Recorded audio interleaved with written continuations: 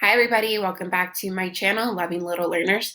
This video today is going to show you all what has been newly added into Seesaw. 2020 has a lot of new features for virtual learning and distance learning. So I'm going to kind of just walk you through all of the new features, where to find them, and how to use them. The first feature that I want to go over is the one that most people have been asking for, which is the student activity link. And so this link is going to allow you to link your Seesaw activities in different places, whether it's within another activity in Seesaw, or you can link it now to your Google Classroom activities. There's pretty much endless possibilities with this link. So I'm going to show you how to do this. I want to first start out by grabbing my daily journal template. And I made a video before titled How to Deliver Daily Lessons and Assignments that will walk you through how to make this template. Basically, I'm going to go ahead and edit this activity and click on my template. Here, I want to add a social emotional subject area lesson. So I can just click on this and it will take me to the page I'd like. And here I want my students to watch a video about meeting the teacher. So I'm going to go to YouTube, and I will then go ahead and use my Seesaw Google Chrome extension. I believe it's called Reflect in Seesaw, and you can just literally Google that to download it. So I'm going to click here and choose Capture Selected Area, and I'm just going to go ahead and screenshot over my video. You can use whatever screenshot tool that you want. And so now when I do that, it's going to go ahead and drop in my video into this lesson page and automatically generate a link to that video page. So if you're using a regular screenshot tool, like on Mac, it's Command-Shift-4. On Windows, it's a little different. So if you're using one of those tools, what you would just do is go to your video, grab the link, come back, go to these little three dots here on the bottom, and click on the button that says link. Once you do that, let's take away the one that automatically goes in when I use that Google Chrome extension, and I can just copy or paste in the link that I had. Once your link is live, you'll see a little link button here. Depending on how old your students are, you can go and add a shape that is pointing to that little link so that they know, because sometimes as you see it disappears and sometimes you can see it, but this just makes it a little more explicit. So I add a little arrow, title it, click here, and drag it under my arrow. So now the students know for sure that they are supposed to click here and watch this video. Okay. Something that you can also do in Seesaw is if you click on your elements that you've added to the page that you don't want the students to move around and play around with, you can click on these little dots again and go to lock. So I always lock everything into place so that the students just know that this isn't a page I want them to manipulate, and they can just go straight into clicking this link and not messing with anything else.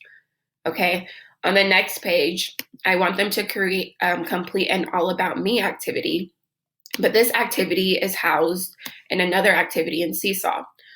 This is something that I've made, and if you want access to it, it's in the Seesaw Community Library under All About Me. You'll see the first picture that looks like this there. But this is basically just asking the students to add a picture of themselves, draw a picture of their family, draw their favorite animal, their favorite food, take a video talking about their favorite sport, and take a video showing something cool that they can do. So that's there in the community library. So if I want to create a student activity link, this is going to now in my student work page redirect my students to this activity that I want them to complete. So what I want to do is take a screenshot of just this page here so that they know they're going to go complete this activity in Seesaw. So once I have this screenshot, I am going to go and click on the camera button and upload it. And it's right here. Once it's there, I'm going to also add a label that says, click on the link to complete your all about me activity. Okay, once I create that title or instructions block, I'm just going to move it out of the way. And now I need to add a link to this. So if I go back to my Seesaw activities page, I can go ahead and click on the three buttons here, the three dots. And on the first button you see, it's going to say Get Student Link. So go ahead and click here. And it's going to say Get Student Activity Link. You go and copy that to your clipboard. And I'm going to go back to my student daily journal. Go to the dots again and insert the link. Once I paste it in, this link will now take them to this activities page. Okay, something that you do need to know is that this activity does already have to be assigned to your student in order for them to be able to access it. If not, it's going to take them to a page that says save activity as if they're a teacher. So make sure that this activity is already assigned to them and is in their activity feed. And this feature kind of just helps direct them.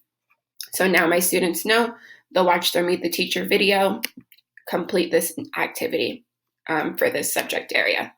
Okay, let's go ahead and show you how you can also do the same exact thing in Google Classroom.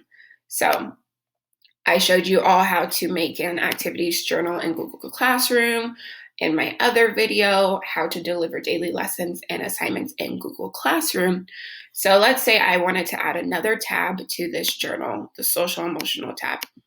Okay, this tab is going to take me to my social emotional lesson page where I again want them to watch the Meet the Teacher video. I'm going to kind of just do the same exact thing from the Seesaw one, just recreate it in Google Classroom.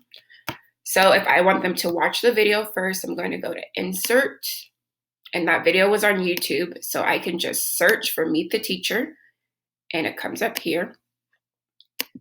So once I select, it's going to drop in, and they can watch that video. Then I want them to go to their student work page, which is on the next slide. And I want them to click on the picture to complete their All About Me activity on Seesaw. Okay, so I want to go ahead and insert that screenshot that I had taken of the activity page, of the All About Me page, and just put it there. And then once I click on this picture, I'm able to add a link. So I can go back to Seesaw. I can go back to Seesaw and again, follow the same steps to get that activity link. Click on the three dots, get student link, copy that link, and I can go into my Google daily journal here, click on the links button here, and insert it. Once it's inserted, it will again take me to that completion page where I can add a response as a student and listen to my instructions, read my instructions, and add a response and get this lesson done. So once I'm done with this, let's save this as August 24th, 2020. Okay, so now it's in my drive, saved. Now I want to add it as an activity into my Google Classroom. So if I go to my Google Classroom homepage, I can, as a teacher, go to classwork and add create. And then I want to create an assignment. So I can title this August 24th, 2020, daily journal. Again, I can insert my instructions, set my points, the due date, the time that it's due, etc. all over here to the right. When I'm ready, I'm going to add from my Google Drive. And then it's going to automatically go to my most recent. And so since I just finished creating that one, it's right there up front. So now once the students go into their assignments, let's assign it, they can see their new Google slide that has that daily journal inserted on their social emotional lesson slide. And they can, again, watch that video, go and complete their student work on the next slide by clicking the link. Okay, so that's how you can kind of redirect students to Seesaw if you're using Google Classroom as your main classroom. There's a lot of fun activities to do in Seesaw that you can't do in Google Classroom. So this is a good way to kind of merge the two. And you can, again, use this student activity link on different platforms, Schoology, anything like that you're using, Canvas. As anywhere that you can insert a link, you're able to use this student link code to merge your two platforms together. Okay, so another feature that Seesaw has is something that's really cool, where you can now use their feature of adding links like we just did to create really interactive choice boards where you can have more than one link on a page. So if you go to add and assign activity, we're going to go ahead and create a new activity. And I want to create a weather choice board. So I'm going to go ahead and name it Weather Web. And I put my instructions in there. I can start by saying click, add a response, and then adding everything else I'd like. And then I want to start to create the template for the student responses. I'm going to choose a drawing tool or drawing canvas. And I want to insert a picture of a graphic organizing web that I found just on Google. And once I put that in there, I can lock it into place by clicking those three dots here and lock it. And I want to add a title that says weather. I want them to explore the different kinds of weather. So I can go ahead and restyle this so that it's an empty box. By clicking here, I can change my font if I'd like, customize it to however you want, okay? So I want to add videos of different kinds of weather patterns or natural disaster that's going on. And the first one I want to do is a tornado. So what I'm going to do is go to Google and just search in tornado. And I want a clip art of a tornado. So I can go ahead and find one that I like, right click, save image, and go back to my new activity I'm creating. I can click on the picture and upload, click on the tornado, and now it's here. Okay, so if they want to learn about a tornado, they know that they're going to come here. And now what I want to do is link this into a science show video. These science show kids videos are awesome. My class loves to watch them. So I found one that's labeled, "What is a tornado?" So I'm going to go ahead and take this URL, this link code, and go back to the three dots on Seesaw and click link. I can paste that in. And here's my link for them to learn about a tornado. I can do this, follow the same steps for thunder and lightning. What are clouds made out of? Where do snowflakes come from? There's tons of weather videos in here. There's one, be a weather watcher. So I can basically finish creating this web where it's essentially a choice board or I can have the students choose all of them and I can label, 1, 2, 3, so that they know that they're going to be completing all of these different videos. If you have the Seesaw Plus or Seesaw for Schools version, you can go to the next page or add a page where you can have your students tell you about, tell me what you learned about tornadoes. Okay, so you can go ahead and do that, and you can give them options to use the microphone, make a video. So another cool feature that you can do now is create a video yourself, giving your students instructions. So instead, if my students can't read yet, instead of typing out my instructions like this, I can click on the video button here, or the camera button, and choose video. This is going to bring up my video camera, which mine is covered right now, but you would see yourself normally. And then you can go ahead and click on any of these 3 buttons to record yourself speaking. So I can go ahead and do that. It's going to count down for me. Please tell me what you learned about tornadoes after watching your tornado video. Okay, so now they have voice instructions on the page. You can resize this and put it off to the side. Create your assignment page so that it's divided. I can just put a divider like so that they know my instructions are right on the left, their assignment is on the right. And so now they can go ahead and use whatever different tool that you instruct or that they want to tell you about what they learned throughout their weather web.